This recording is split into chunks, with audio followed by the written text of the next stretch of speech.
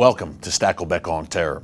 Well, if you've been watching this show over the past few weeks and months, you know that one of the main themes I've been hitting is this global push to shut down free speech about Islam. It's going on at the UN. It's going on right here in Washington, D.C. It's a very dangerous thing, and that's why we're very fortunate today to have two warriors for free speech with us. First up is Guy Rodgers, Executive Director of Act for America. And later in the show, we'll have Diana West, author of the great new book, American Betrayal. So today you're going to get the inside scoop about what's really going on in the push to criminalize free speech and take away your First Amendment rights. This is serious stuff, folks. First up, my interview with Act for America's Guy Rodgers. Take a look. Guy, welcome back to Stakelbeck on Terror. Thank you, my friend. Always great to have you here, my friend. Always great to be here. Yeah, you know, I love having you in town because every time you're in town, Act for America has some great new initiative, Guy. I mean, you guys are true watchmen and watchwomen on the wall. So your latest initiative is one that is very important. It's one we've hit on a bit here on the show. The Organization of Islamic Cooperation. This is the Islamic body at the UN that's basically looking to shut down free speech about Islam. Tell us a bit more about who they are, Guy, and what they're doing at the OIC. The OIC is the 56 Muslim states and the Palestinian Authority, and they are the largest international body other than the UN.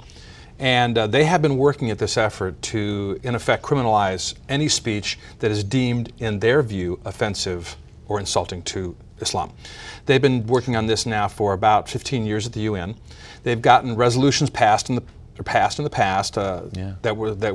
they talked about broadening them. You know, we oppose defamation of religion, generally speaking. Right. Yeah. That's not what it's about. And there's a UN resolution they're pushing, Guy. UN Resolution 1618. They got it passed. They got it passed in 2011. This was what was different about this one.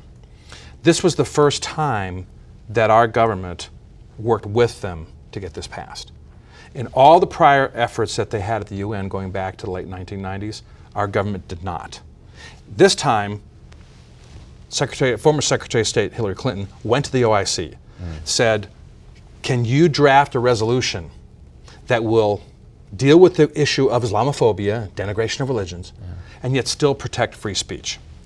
This is the Obama administration. What you're telling us, Guy, is basically the American government, the Obama administration, is actually working willingly with this organization. That's correct. That is seeking to shut down, basically, this show would not happen. That's correct. If the OIC had its way. How does Benghazi, rewinding a bit to September 2012, Guy, how does Benghazi factor into all of this? Because I look back, and initially the administration blamed the Benghazi massacre on a film about Muhammad. The video, some low-budget film on YouTube about Muhammad. That nobody's seen. That nobody's seen. And that filmmaker is jailed now. Right. We can't get into the administration's heads, but do you think there may have been an ulterior motive there with their whole tack of blaming that film? Well, it's very clear it was. They ran ads in the Muslim world decrying the film and so on. I mean, so this has been the message of the Obama administration from pretty much day one. And so what the OIC found was, for the first time, a willing partner in pushing the agenda of their goal of criminalizing anything that denigrates Islam. And what's interesting is that the State Department will say, no, this resolution doesn't do this. Resolution 1618 doesn't do this. The Istanbul process, which is now they're having meetings about every 6 months to implement this, that doesn't do this. Globally implement it. To globally implement it. And yet when you read what leaders of the OIC say, there was a Saudi Gazette article back in February, and this leader said, the next session of the Istanbul process on Islamophobia will be held in the first half of this year, and the session will squarely focus on the issue of criminalizing denigration of religions. They're not hiding what they're trying to do. One religion, Islam. That's correct. Because here's the thing. If they were serious about criminalizing the denigration of all religions, well, you'd have to do things completely differently in Saudi Arabia and Yemen and Iran and so on, because they denigrate Christianity and Judaism all the time. Right. No churches, no synagogues, no Bibles allowed in Saudi Arabia. Correct. The height of hypocrisy, Guy. To me, it's a scary thing because, look, Guy, what you're telling us, what the OIC is doing is words like a jihad, or Islamofascism, Islamist, radical Islam will be struck from the lexicon, essentially. And if we try to have an open and honest discussion, and yes, maybe even point to Islam's core texts and how they motivate some of the terror we see, then man, we may end up in jail. That seems like that is the desired end game by these folks. Well, and the fact of the matter is it's already happening in Europe. It's been happening for years. We saw what happened to Geert Wilders. Elizabeth Sabadish-Wolff, who is a chapter leader of ours in Vienna, who was convicted on a charge of denigrating religion. So all they're doing now is they're trying to take it beyond Europe and take it to the rest of the West. And of course, America being a key target. And they have a willing partner, apparently, in the Obama administration. One other thing that chilled me about it, Guy, was back in September after Benghazi at the UN, President Obama said, and I quote, "The future must not belong to those who slander the Prophet of Islam." That's from a U.S. commander-in-chief. That is stunning. But Act for America, thankfully, is doing something about this, Guy, about this UN Resolution 1618. Tell us about the petition you have started against it and where we can find it. We started a campaign called Americans United to Defend Free Speech. And on our website, actforamerica.org, it's an open letter that we're going to send to all 50 state legislatures and the U.S. Congress. We're hoping to really get a major push on this fall going into next year's legislative sessions. And what it does is it calls on legislatures to pass a resolution opposing the implementation of UN Resolution 1618. Now, it doesn't have the force of law.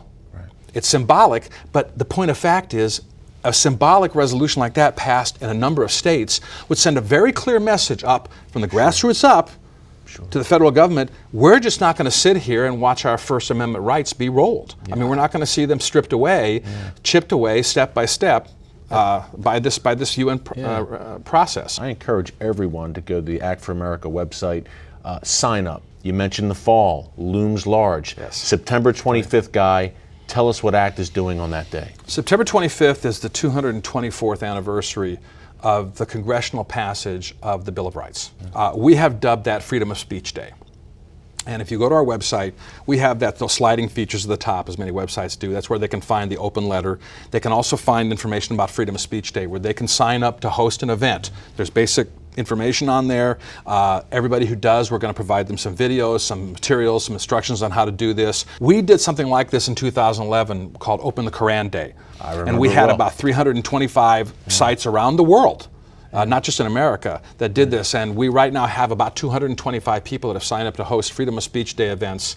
And I'd like to see that double by the time we get to September, to get the word out and just let people know. The First Amendment is under attack in this country. And there's something I run into, and it really, really, really disturbs me.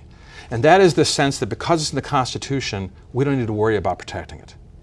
Well, there's a lot of things that are happening in America today that people wouldn't have believed possible 30 years ago. That's right. What did Reagan say? Freedom must, we can never, basically paraphrasing Ronald Reagan, we can't rest on our laurels. Freedom must be fought for, defended at every turn. We can never get too complacent. Guy, as you say, I think unfortunately in this country, we are getting too complacent. Talk about the media, a great example. The media and basically the censorship, Guy, on talk of the Islamist motivations of the Boston bombers, the London murderers that we saw back in May, a British soldier beheaded in the street. Talk about how the media pretty much whitewashed, in many cases, the Islamic angle there. It's the most egregious example of this was the Fort Hood situation. Remember back in 2009. I mean, here was a man. Here was a man who was clear about his motives. There was plenty of information on him. He'd been talking about jihad for 3 years, and yet for days, the media was playing the, one of the absurd things was he had not post-traumatic stress disorder because he hadn't been deployed yet, but pre-traumatic stress disorder, which, how ridiculous is that? And of course, the Pentagon report that came out and basically called it workplace violence. This aids and abets the OIC. It aids and abets those who are trying to tamp down on this discussion. Did you hear what happened in Tennessee recently, Manchester, Tennessee, where a U.S. attorney and an FBI agent, at the request of a Muslim group, came to talk about how there's things we really are going to warn you about what you're saying that might violate the civil rights of Muslims. You know, freedom of speech is a very important right we have in this country. And we're the only country that enjoys it at the level that we do because of our First Amendment. And to see this chipped away like this, not just by those who are our enemies, but by those who are supposedly protecting us, which is people under the Department of Justice in the State Department. This should absolutely shock people to taking some kind of action. They don't need to get out on the ramparts, you know, doing like we do full-time every day, but if they sign that open letter, if they're more willing to do something like Freedom of Speech Day, absolutely get involved and help us raise the awareness level, because I think with all the other things that are going on, you know, politically today and all the scandals, people I think are going to be more sensitive to this now and more concerned about it than they might have been, say, a year ago or 2 years ago. Guy, I agree, and I couldn't agree with you more. You're doing great work. Everyone, September 25th, Freedom of Speech Day, #1. Remember that date, mark it off. The ACT website, Guy, give us a website where we can go also and sign the petition as well. actforamerica.org. actforamerica.org. Guy, thank you. Appreciate you coming by. Thanks, Eric. Always great to have you here. Coming up, much more. Another free speech warrior, Diana West, talking about her new book, Don't Move.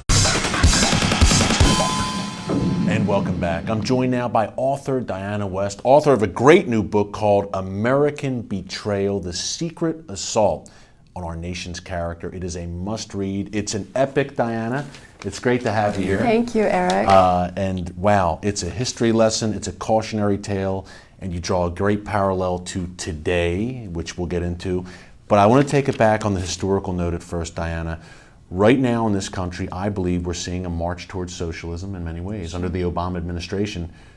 Arguably, it started even earlier, but in your book, you say started 75 years ago. Right. Explain that a little bit. Well, this is the history of what we know in that very folksy term, the New Deal, which came in under FDR, President Roosevelt, regularly regarded as one of our greatest presidents.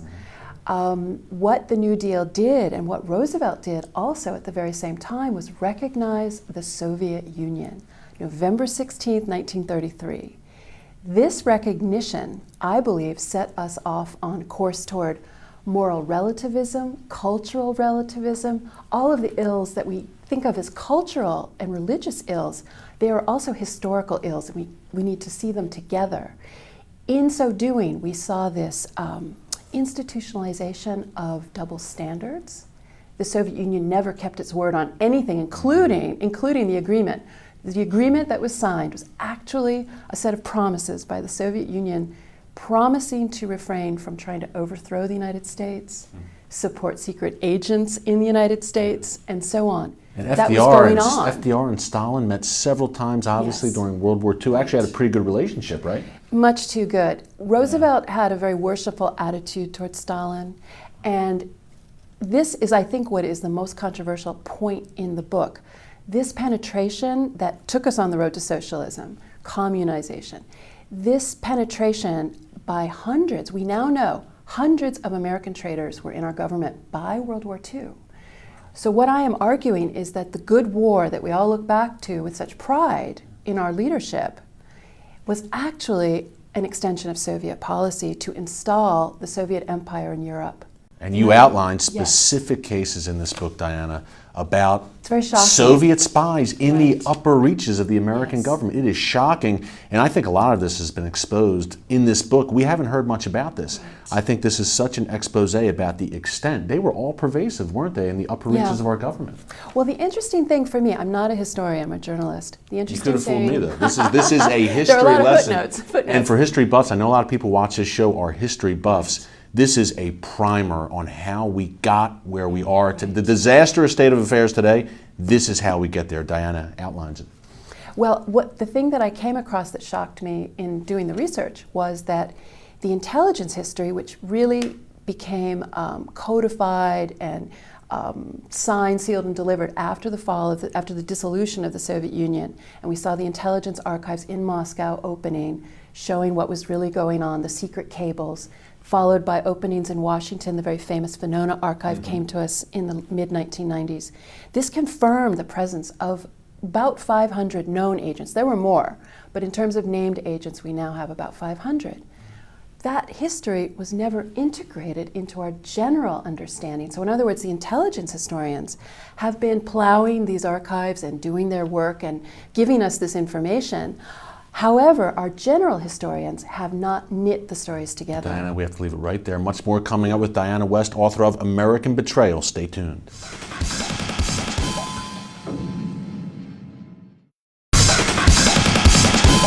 And welcome back. We're talking to Diana West, author of the new blockbuster American Betrayal, the secret assault on our nation's character. Diana, this started under FDR, but it progressed under administrations that followed him as well, right? Truman, even Eisenhower. Talk about that a little bit. Well, this was, again, another phase of betrayal by our leaders. Again, it is not an indictment in any way of our brave people, our military men and so on. This is the leadership, the corrupt leadership. At a certain point, the infiltration became known to people in the government at high levels. And what I found, beginning with Truman, who followed Roosevelt, and Eisenhower, who followed Truman, was their first impulse was to cover it up again, was not to, for the good of the country, expose this, but rather to put it back in a box. We can look back, it's very easy for many to remember what happened with Whittaker Chambers, the very famous ex-Soviet intelligence agent who exposed the very famous Soviet spy, Alger Hiss. It was known, it was proven that Alger Hiss was involved, was deeply involved in being a traitor for the Soviet Union. He was a high-ranking guy in FDR's administration. At the State Department. He basically set up the United Nations, and he was very instrumental at Yalta, doing all kinds of terrible things. The impulse of Truman at this point was not to thank Chambers and to give him a Medal of Honor, a Medal of Freedom. No, it was to perhaps sic the government and decide if he could be sued for perjury, if he could be, smeared as having been in a mental asylum, which was a Soviet lie against him. This was the impulse to put it away. It was partisan. It was not good for the country, and indeed, it set up the terrible division that the country had in the decade to follow, that we know as the McCarthy period. Right. I was going to ask you about that. This obviously started under FDR, it progressed. How did it come up to the point where we are today? How did this really lay the groundwork to today, where we're slouching towards socialism in this country? And McCarthy, by the way. Before we get to that, Diana, tell me a little bit about your take on Joseph McCarthy. You have a different take than most of what we hear in the mainstream media, obviously, about this man. Tell us a bit more of your thoughts on him. He's the most maligned man in American history. And what did he do? He tried to expose the infiltration and penetration by what we now know were hundreds of American traitors. He deserves recognition for that. He deserves to be honored as a great patriot. So yes, I have a very different opinion of McCarthy. Has become a buzzword, a way of stopping debate. McCarthyism. Right. It's the same as red baiting. Before McCarthy, the word was red baiting. That stopped debate. Today, the word is Islamophobia. These are terms that are designed to put the person on the offensive, to stop the discussion of facts, and to sort of fritz everyone's mental circuits. There's no worse slur in American, political lexicon than calling someone McCarthyite. But to me, it's fascinating. I think people are going to find that fascinating about the book. There's a lot you don't know about Joseph McCarthy. He's been demonized, but in the book, you give a whole different view, which I found fascinating. Yes, and plus there were other great investigators. This is something we're missing today. Listen up, Congress. We had many investigators from both parties. We had Martin Dies in the House, who opened up the House Un-American Activities Committee in 1938, looking at communism, looking at fascism, looking at infiltration from Germany, Italy, those kinds of things.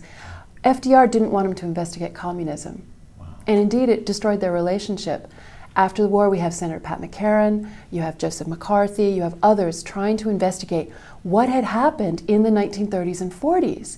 And they were all maliciously slandered, with Joseph McCarthy most of all. And it sounds like today, as you mentioned, the Islamophobia label, bringing it up to today, Diana, the Islamophobia label, when people try to expose jihad, Islamism, they're shut down. Words like jihad aren't even used in the lexicon. And there are Muslim Brotherhood operatives in this government, it appears, as well. Talk about that a Exactly. bit, the parallels between now and the Soviet The period. parallels are terrifying because, first of all, we don't know our history. We should be able to recognize what's happening today, but our history is really lost history. It has been kept from us by the people who write the narrative. And they always say history is written by the victors. I agree. The victors in America were the communists, the Marxists, the socialists, the leftists. They have given us this history that glorifies this past mendacity. During World War II, not a single anti-communist book was published in this country. There was a freeze on that kind of discussion because, of course, we were allies with Joseph Stalin. This attitude carried over to President Roosevelt, who actually told the American people there was freedom of religion under Stalin. It was guaranteed. That's what he told the people. And These FDR kinds is so of lies. lionized in Right. the American mind. You know? Today we have the same issues happening. We have Islam is a religion of peace. That's what President Yes. George Bush told us. Yes. The facts about Islam, again, are being withheld, just as the facts of communism were withheld during these two war periods. We got to take the break, Diana. Completely mind-blowing how we repeat the mistakes of the past. Wrapping up with Diana West after the break. Don't move.